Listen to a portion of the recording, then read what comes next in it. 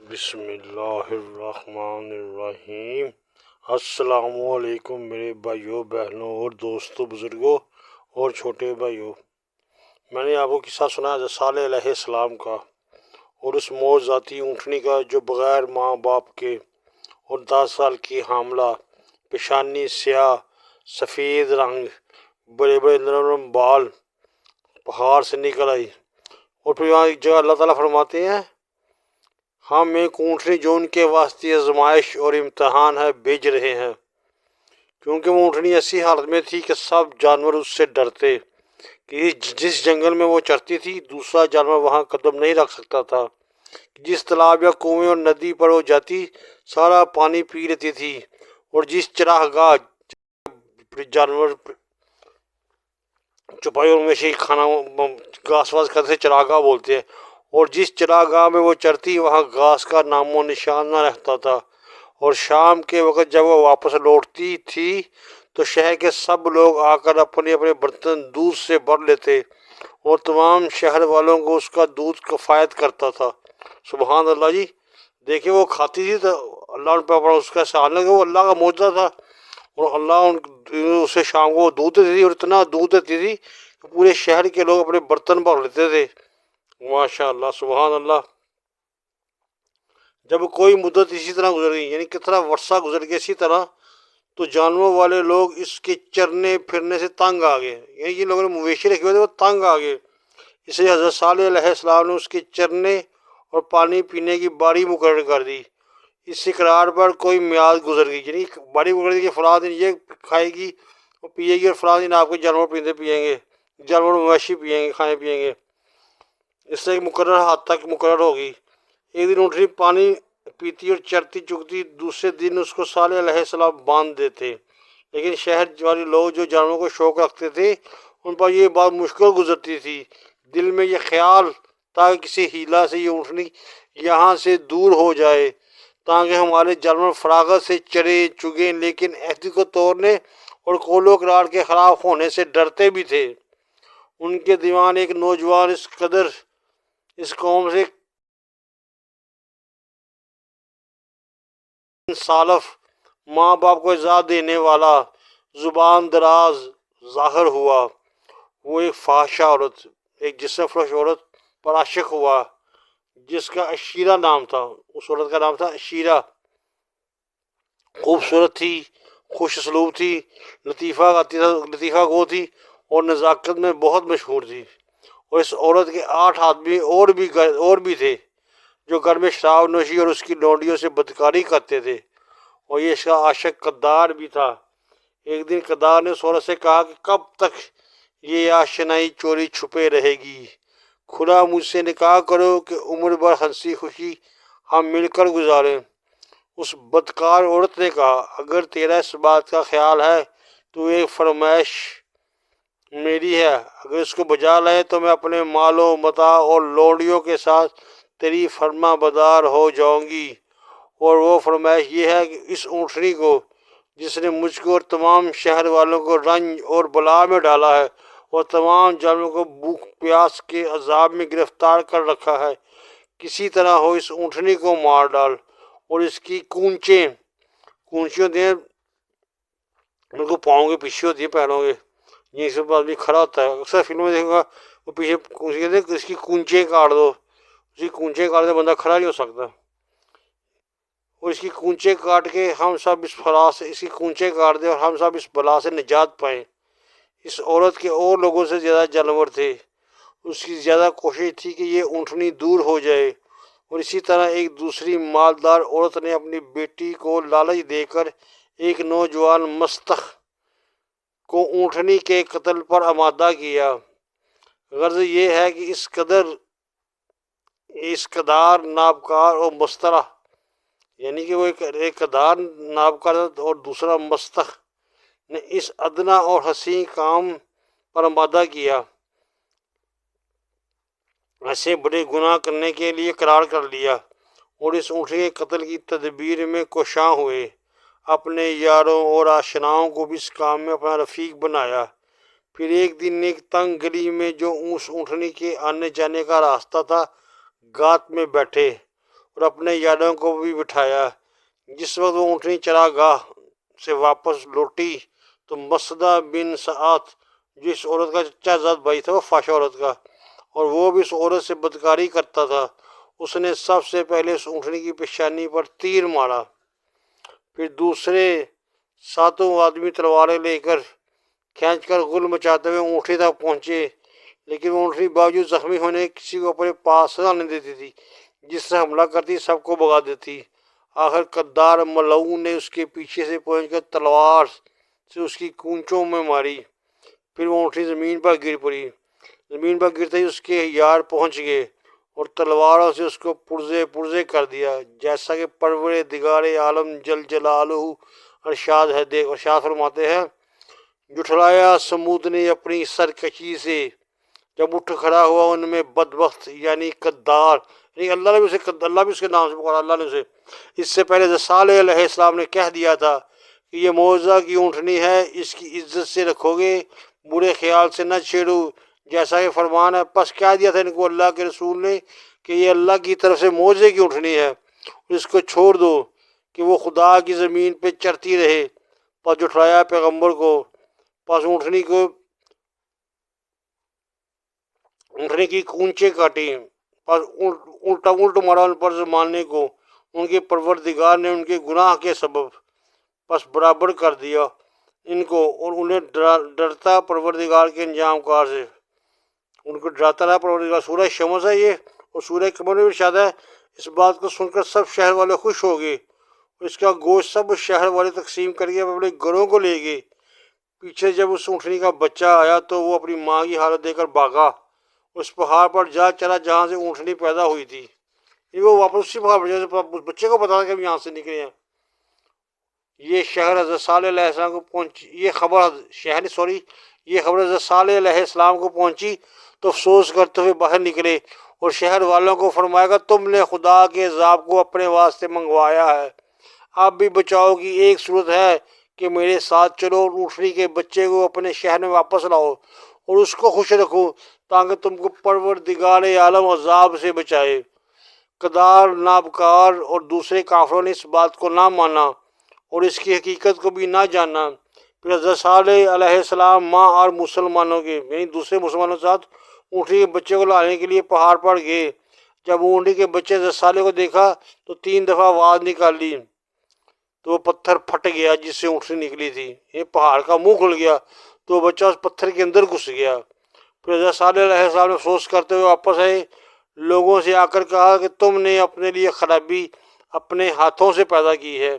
اس اونٹنی کے بچے کے 3 آواز نکالنے کی یہ تعبیر ہے کہ تم کو 3 دن کی مہلت ہے خدا کے عذاب سے۔ پہلے دن تمہارا منہ زرد ہو جائیں گے اور دوسرے دن سرخ ہو جائیں گے اور تیسرے دن سیاہ ہو جائیں گے۔ بدھ کے دن اونٹنی مری تھی اور جمعے کو صبح لوگ بیدار ہوئے تو سب کافروں کے منہ زرد تھے۔ پھر سب کو یقین ہوا کہ حضرت صالح سچ کہتے تھے۔ اس شہر میں 9 آدمی تھے جو بڑے فسادی تھے، جن کے بارے میں پروردگار عالم جل جلالہ نے خبر دی۔ ارشاد فرمایا، اور اس شہر میں 9 آدمی تھے جو خرابی کرتے ملک میں اور اصلاح نہ کرتے تھے۔ وہ بولے کہ آپس میں قسم کھاؤ اللہ کی، البتہ رات کو جا پڑیں گے ہم اس پر یعنی صالح پر، اس کے گھر پر، اور پھر کہہ دیں گے اس کے دعوے کرنے والوں کو کہ ہم نے نہیں دیکھا کہ کس نے تباہ کیا ہے اس کا گھر، اور بے شک ہم سچ سمجھتے ہیں۔ یہ 9 آدمی ان روسا اور سردار تھے، یعنی وہاں کے رئیس اور سردار تھے اور بڑے فسادی بھی تھے۔ انہی کے مشورے سے اونٹنی کو مارا تھا۔ ان بدبختوں کے نام بھی بتائے ہیں، یہ ہیں رائی، را، رعم، حرم، حریم، واب، سواب، مستخ، قدار، اور ایک کا نام معلوم نہیں۔ پکے وعدے کر کے گئے کہ رات میں چپ چاپ حضرت صالح اور ان کے بال بچوں کو ہلاک کر دیں گے، اور ان کے ورثہ اور قوم سے کہہ دیں گے ہم کو کیا خبر ہے، اگر صالح نبی ہے تو ہمارے ہاتھ نہ لگے گا، اور نہ اس کو بھی اونٹنی کے ساتھ سلا دیں گے۔ اس ارادے سے نکلے، ابھی راستے ہی میں تھے کہ ایک فرشتے نے پتھر سے ان سب کے دماغ پاش کر دیے۔ جب لوگوں نے دیکھا کہ کافی وقت گزر گیا وہ واپس نہ آئے تو لوگ ان کی خبر لینے کو آئے، دیکھا سب کے سر پھٹے ہوئے اور بیجے نکلے ہوئے باہر پڑے ہیں۔ انہیں حضرت صالح پر مار ڈالنے کا الزام لگایا، لیکن حضرت صالح نے فرما دیا تھا کہ 3 دن مزے اڑا لو جتنے اڑانے، پھر خدا کا سچا عذاب آ جائے گا۔ اڑا لو جتنے مزے اڑانے میں، خدا کا سچا عذاب آ جائے گا۔ یہ سن کر کہتے ہیں کہ یہ اتنی مدت بتاتا ہے، چلو ہم آج ہی اس سے فارغ ہو جائیں۔ جس پتھر سے اونٹنی نکلی تھی اس پہاڑ پر حضرت صالح علیہ السلام کی مسجد تھی جہاں وہ نماز پڑھتے تھے۔ انہوں نے مشورہ کیا کہ جب حضرت صالح نماز پڑھنے کو آئیں گے اسی وقت راستے میں اس کا کام پورا کر دیں گے۔ جب وہ پہاڑ پر چڑھنے لگے تو دیکھا کہ اوپر سے ایک چٹان لڑکتی آ رہی ہے۔ وہ اپنی جان بچانے کے واسطے غار میں گھس گئے۔ چٹان نے آ کر اس غار کا منہ بند کر دیا اور وہ اندر ہی ہلاک ہو گئے۔ انہیں حضرت صالح کو حقیر تدبیر سے قتل کرنا چاہا۔ یہ وہ ہلاک اور قتل بند ہوئے ہیں چٹان والے جو حضرت صالح علیہ السلام کو شہید کرنے کی نیت سے آئے تھے۔ خفیہ تدبیر سے یہ قتل کرنا چاہتے، خدا نے ان کو ہی پوشیدہ کار میں ہلاک کر دیا۔ جیسے فرمان الہی ہے، انہوں نے خفیہ تدبیر بنائی صالح کو قتل کرنے کی، اور ہم نے بھی خفیہ تدبیر بنائی ان کے قتل کی، اور وہ نہ سمجھے۔ پھر دیکھو ہماری تدبیر کو ہلاک کر ڈالا ہم نے سب کو۔ ابن کثیر۔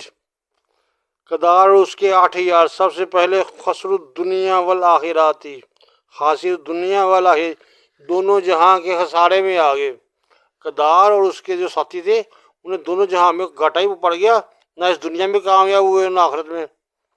باقی لوگ دوسرے دن جب صبح کو اٹھے تو سب کے منہ سرخ تھے۔ جب کدار وغیرہ کے لوگوں نے ان کی لاشیں دیکھی تو سب شہر والے حضرت صالح علیہ السلام کے گھر پر چڑھ آئے اور آپ کے گھر کو گھیر لیا اور کہہ لگے تم نے اونٹنی کے عوض میں ہمارے 9 آدمیوں کو مار ڈالا ہے، اب ہم ان کے بدلے تم کو اور سب گھر والوں کو مار ڈالیں گے۔ حضرت صالح علیہ السلام نے فرمایا کہ ہم ان لوگوں کو مارنے نہیں گئے تھے مگر یہ خود ہمارے گھر پر چڑھ کر آئے تھے، تو پروردگار عالم نے غیب سے ان کو سزا دی۔ اسی گفتگو میں تھے کہ جندہ بن عمرو، وہ جو 6,000 بندے کے ساتھ مسلمان ہوا تھا، جو مشرف با اسلام ہوا تھا، اپنی فوج لے کر صالح کی مدد کو آئے اور کافروں سے مقابلہ کیا۔ آخر چند آدمیوں نے درمیان میں آ کر یہ فیصلہ کیا کہ حضرت صالح شہر سے باہر چلے جائیں۔ حضرت صالح نے اس بات کو غنیمت جانا کیونکہ کافروں پر عذاب آنے والا تھا۔ جندہ بن عمر اور دیگر مسلمانوں کو ساتھ لے کر شہر سے باہر چلے گئے۔ تیسرا دن جو ہفتے کا دن تھا، صبح جب شہر کے لوگ نیند سے بیدار ہوئے سب کے منہ کالے تھے۔ اس دن سب نہایت غم میں مبتلا تھے کہ اب کیا ہوگا۔ انہوں نے یہ بات سوچی، اپنے سنگین مکانات خالی کیے۔ جب خدا کا عذاب آئے گا تو ان مکانوں میں پناہ لیں گے جو پہاڑ تراش کر بنائے گئے تھے، یعنی خدا کے عذاب سے مضبوط مکانوں میں چھپ جائیں گے، ان میں کوئی دہشت وغیرہ نہ ہوگی۔ خاص کلام یہ ہے کہ اس دن کی صبح کو حضرت جبرائیل علیہ السلام اللہ کے حکم کے مطابق آسمان اور زمین کے درمیان ایک دہشت ناک صورت میں ظاہر ہوئے اور ایسی سخت آواز کی کہ اس کے سبب پہاڑ جنبش میں آ گئے، یعنی پہاڑ ہلنے لگے اور تیز ہوا چلی۔ سب شہروں نے دہشت کھا کر سنگین مکانوں میں گھس گئے، یعنی وہی جو سنگین مکان میں بنائے تھے، پہلے بتایا پہلے حصے میں پتھر کاٹ کر یہ مکان بناتے تھے، بڑے سخت جان تھے، ان سنگین مکانوں میں گھس گئے۔ پھر جبرائیل علیہ السلام نے ایک اس سے بھی سخت آواز کی، اس کے سبب سب شہر والے اوندے ہو کر اپنے اپنے زانوں یعنی گھٹنوں پر، جیسا نماز میں پڑھتے زانوں پر گر پڑے۔ ان کے پتے ہوتے جسم ہوتے، جسم میں پتا ہوتا ہے، ان کے پتے پھٹ گئے، وہ سب جہنم رسید ہو گئے۔ حضرت صالح علیہ السلام نے جب یہ خبر سنی تو مسلمانوں نے فرمایا کہ یہ شہر غضب الہی کے نازل ہونے کی جگہ ہے، یہاں رہنا مناسب نہیں، اب مکہ مکرمہ حرم شریف کا احرام باندھو اور وہاں چل کر رہیں گے۔ چنانچہ سب نے حضرت صالح کے فرمان کے مطابق عمل کیا اور مکہ مکرمہ چلے گئے اور نجات دارین حاصل کی۔ قوم سمود کے ہر آدمی کو اسی حالت میں ہلاک کر دیا جس حالت میں وہ تھا۔ قرآن کریم نے اس ہلاکت کو کئی آوازوں میں بیان فرمایا ہے۔ کسی مقام پر صاعقہ کڑک دار بجلی، اور کسی جگہ رجفہ زلزلہ ڈالنے والی شے، اور کسی جگہ طاغیت تاغید، دہشت ناک اور کہیں صحیح چیخ فرمایا۔ اس لیے یہ تمام تعبیرات ایک ہی حقیقت کے مختلف اوصاف کے اعتبار سے کی گئیں۔ سمودیوں کی ہلاکت 3 طرح سے ہوئی۔ ایک تو 9 آدمی جو صالح علیہ السلام کے قتل کے واسطے گئے تھے، فرشتے نے ان کے سر پتھروں سے پھوڑ دیے، وہ ہلاک ہو گئے۔ اور جو لوگ ان کی خبر گیری کے لیے گئے اور پھر انہوں نے حضرت صالح علیہ السلام کو قتل کرنے کی کوشش کی تو غار میں دب کر ہلاک ہو گئے۔ باقی لوگ فرشتے کی چیخ سے ہلاک ہو گئے، جیسا کہ گزر چکا ہے۔ قیام اور وفات۔ جب قوم سمود ہلاک ہو گئی تو بعض کے نزدیک فلسطین میں آ کر حضرت صالح علیہ السلام مسلمانوں کے بعد ہوئے، مسلمانوں کے ساتھ بعد ہوئے، اس لیے کہ حجر کے قریب سرسبز اور شاداب اور خوش مویشیوں کے لیے پانی اور چارہ کے واسطے یہی بہترین علاقہ تھا۔ کسی کے نزدیک فلسطین کے علاقہ رملہ میں بعد ہوئے۔ تفسیر و خزان نے اس کو اختیار کیا، اور بعض کے نزدیک حضر موت میں آباد ہوئے، کیونکہ ان کا اصل وطن یہی تھا اور یہ کافی کا ایک حصہ تھا۔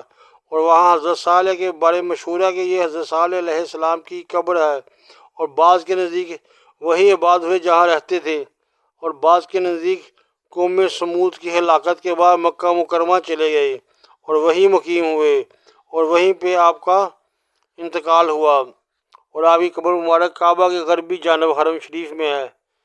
سید ابوسی رحمۃ اللہ علیہ اس قول کے راجے ہیں۔ انہوں نے جس قول کو جاری کیا، انہوں نے اپنی تفسیر روح روحانی میں لکھا ہے کہ حضرت صالح علیہ السلام کے ساتھ مسلمان نجات پانے والے 120 تھے اور ہلاک ہونے کافر 1500 تھے۔